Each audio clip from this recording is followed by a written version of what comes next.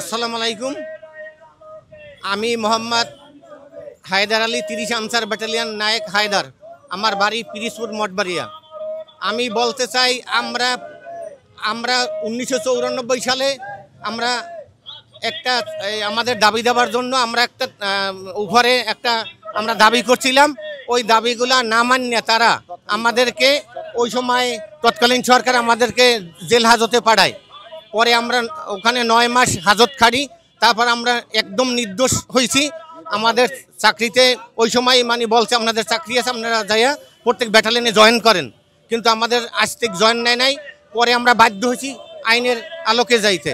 আমরা জজ কোর্টে মামলা দিছি, আমরা রায় পাইছি। আমরা হাইকোর্টে রায় দিছি, ওখানে মামলায় আমরা রায় পাইছি। আমরা সুপ্রিম কোর্টে ওখানে আমরা গেছি, ওখানেও আমরা রায় পাইছি। প্রত্যেকটা রায় আমরা পাইছি। জজ কোর্ট, হাইকোর্ট, সুপ্রিম কোর্ট প্রত্যেকটা রায় পাওয়ার পরেও আজ পর্যন্ত আমরা এই মাঠে ঘাটে আমরা বসবাস করতে আছি। তার কারণ কি? এই কোর্টের রায় কি ওনারা মানে না, নাকি এই রায় কি ভুল দিছে, নাকি আমরাই ভুল করতে আছি? এইটা আমরা জানতে চাই। বাংলাদেশে যত মিডিয়া আছে সবাই আমাদেরকে সহযোগিতা করেন, এবং বর্তমানে যে বাংলাদেশে প্রধান উপদেষ্টা সাহেব আছে,